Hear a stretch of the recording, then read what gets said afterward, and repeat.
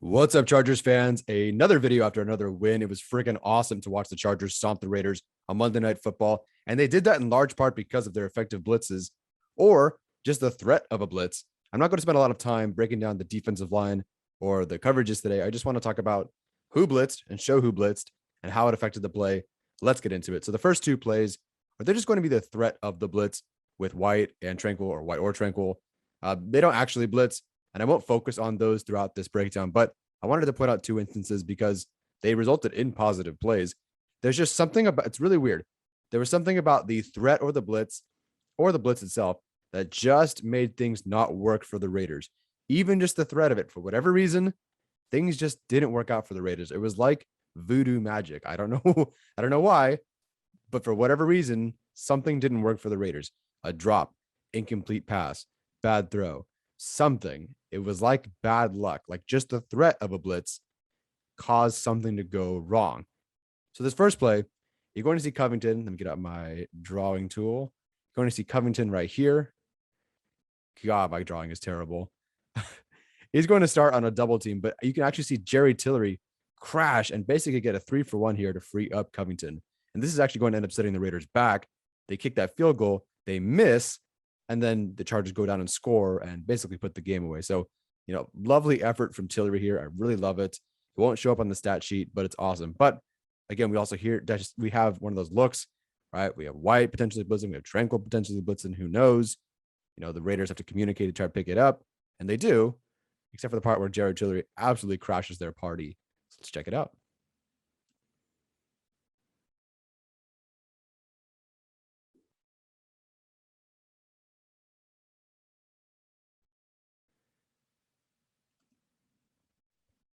And this next one, it's another fake with Tranquill over center here. We've seen Murray do that and either blitz or back off. But I just wanted to include it because I get to make fun of Derek Carr. Because Derek Carr, they're not going to win this game anyway, but he should at least attempt to pass here, right? You have, I think, either no timeouts or one timeout. You're down 2 scores. Got to try to push it downfield. And he ends up running. And then he realizes that's a bad idea. So not only does he run, then he realizes it's a bad idea, but he doesn't even get the first down because he realizes it's a bad idea. So he goes down, and this is what he gets from, man. No, Chargers, it's a home game. No disrespect. It's just a fact. Well, I don't know. Okay, that was a little bit of fun. All right, so the first play with an actual blitz on 3rd down. So before we start, I want you to guess, where is the pressure going to come from? Or I guess where's the blitz going to come from? So I'll give you your options. You have Kaiser White, B gap here. You have Drew Tranquill, potentially going to B gap here. You have James off the edge here. Where's it coming from? The first off, before I even get into it, I love this look because that's a lineup of dudes that can get after you, right? Joey Bosa, Kaiser White, I believe that's Jerry Tillery, Drew Tranquill, Chen Nwosu, Derwin James. That is a lot of things to look at. And the Raiders, they should, because Waller leaks out and he runs a route, they should have a one-to-one even numbers matchup, hat on a hat sort of thing, based on what we see, right? Because you have 6 defenders in the box here that we can see, and then 5 linemen and Josh Jacobs. So you should have, 6 on 6. If everyone picks up a guy, everything should work out. So how do you generate pressure outside of just your guys winning reps, like, I don't know, Gus Bradley would do? Well, Staley is going to create some stress here because everything looks like the B gap blitz. So Kaiser White, Drew Tranquill, that's not happening. Staley is going to send James. So James is going to come off the edge here, but he's also going to bring in Campbell from way off screen. He doesn't go that way, more like that way. And, now pay attention to the left side of the screen. So, if I'm guessing what happens here, the guard commits to blocking White if he's on the way, but White ghosts him because he drops into coverage. So if I'm guessing, that guard commits, and then now the guard should be looking for work to either help out, because maybe Tillery's on the way, or eventually, help out Joey Bosa perhaps. But eventually he does pick up Campbell, and that's fine. He does the right thing. He tries to help pick up Campbell, look for some work. That's good. And the Raiders do pick this up, and Jacobs correctly does pass protect and pick up Campbell as the free rusher over here. But it gives Joey Bosa that free one-on-one versus Colton Miller here, which is exactly what you want. And if you look at Arjun's video, and he watched Arjun's video, he talks about Joey Bosa and Uchenna Nwosu being very high or pretty solid. I guess, Joey Bosa is very high in pass rush win rate, but neither of those guys are being double teamed a lot. And Joey Bosa is actually being double teamed less than Uchenna Nwosu right now. Not because teams respect Uchenna Nwosu more, obviously not, but it's because Staley is finding ways to free up one-on-ones. And this is a great example of that. So let me back out of the drawings here. Let this play rip. So Campbell way off screen. James here. Everything in the B gap is just eye candy. They're backing up into coverage. Joey Bosa gets his one-on-one. And like I said, Raiders, the Raiders pick it up, right? No problem. They pick it up, but Renfrow drops a pass. And like I said, it's just voodoo magic. Whenever they brought a blitz or they showed a blitz, it's like the Raiders couldn't execute. And it's not just on the quarterback. It's like receivers would drop balls. It was the weirdest thing, but the Raiders, it was not working for them whenever they showed blitz or brought the blitz. Like I said, it's like magic. So the next play, now we're going to free up Joey Bosa. So we're going to free up Joey Bosa. It sounds like Leatherwood is now going to be the team's right guard. And after watching this game, maybe this is the play that forced Alex Leatherwood to become a right guard, because it sounds like he's going to be a right guard moving forward. And Joey Bosa had his way with him when he was able to have his way with him when he was on that side. So Staley finds a way, switch things around. So this time he's going to show Drew Tranquill on a blitz here, right? I'm going to maybe come down here.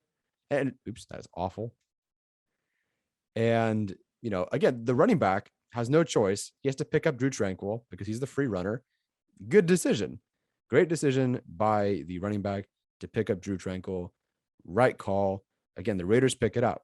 But again, it allows now one of the best edge rushers in the league to face off against arguably the worst starting rookie tackle right now. And apparently, this just came out.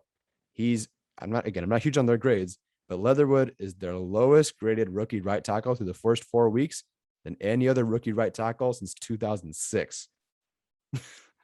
So you have that versus Joey Bosa, who's at worst right now, top 3 edge, probably second best behind Myles Garrett.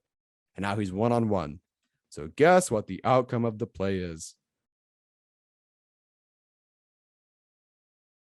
Strip sack. Let me get rid of my last mark there. Okay. So the next play, we have second down, and Carr potentially has guys that are open on this play. But when you are an athletic freak and a monster like Tranquill, and you can cover a ton of ground, you can make plays happen. So on the last 2 plays, the running back would, he'd be in shotgun or whatever, or he'd be next to the quarterback in shotgun. He'd stay in, he'd help block, Campbell, maybe help block Tranquill on the other play, right?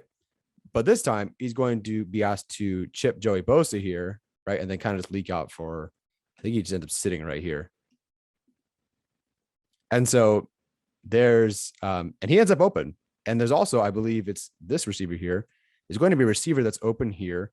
The running back's going to be open here. So potentially Carr has 2 spots to go to his left. But as you'll watch, he can't see that because Drew Tranquill is going to come flying in and disrupt the play. I'm almost drawing something a little weird here. Let me back out of this.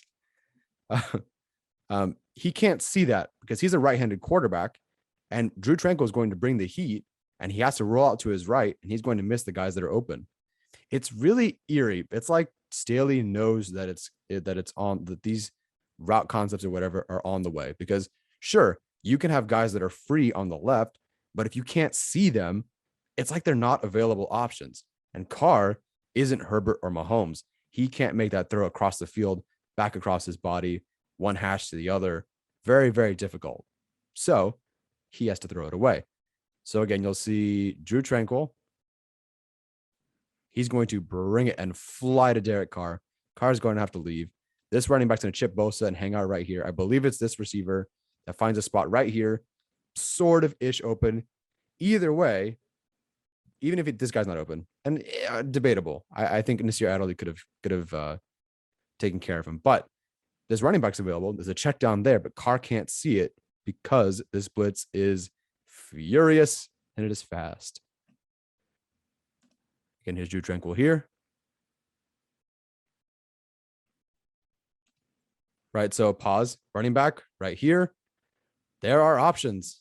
Now, again, arguably, Adderley could have taken care of this, but there is a big hole right here, and there's a guy standing right here. But Derek Carr can't turn and look the other way because Drew Tranquill is going to kill him if he tries to attempt the pass. Maybe he'll break it up, get the sack, whatever. Carr has to throw this away. It becomes an incomplete pass, and everybody is happy. If you're a Chargers fan, if you're a Raiders fan, things don't work. So, I mean, this is awesome, right? Are you guys having fun? This is so cool to look at because it's like Staley just knew when to dial things up. And they weren't like, this play was on second down. We don't have Staley waiting for third down to bring one linebacker on a blitz. No, first down. None of these are on first down, but second down, third down. I believe there was a fourth down one as well. I don't have that one in here. Whatever, like always changing it up. Maybe it's Adderley, or not, excuse me. Maybe it's Campbell. Maybe it's James. Maybe it's Tranquill. Maybe it's White. Who knows? But it's different guys, different plays, different downs. And that's so awesome. And it worked so well for the Chargers this game. So that was second down. This next play is on third down. And Tranquill blitzes again. But in this time, instead of taking that straight shot to the quarterback, I'm going to draw this pretty poorly, but here I go. Instead of taking that straight shot to the quarterback, he's going to kind of crash this way, right? And free up Covington, kind of like we just saw with Tillery. And Covington's going to try to work around this way. It doesn't work out. But Carr is like, nah, man, I got to get out of here. That blitz is coming. Covington's coming. He ends up hitting Renfro. I believe this is Renfro. Looks like the white dude in the slot, right? He ends up hitting Renfro, and they bring up fourth down after a really solid tackle by Campbell. Just effective stuff. Like the blitz doesn't get there, but it forces the offense. Carr has to make a quicker decision. He can't let the plays develop, or he makes a mistake, or he doesn't see something. You just see the different variety of ways that just bringing a blitz, an effective blitz, can really change things for the offense and obviously for the defense.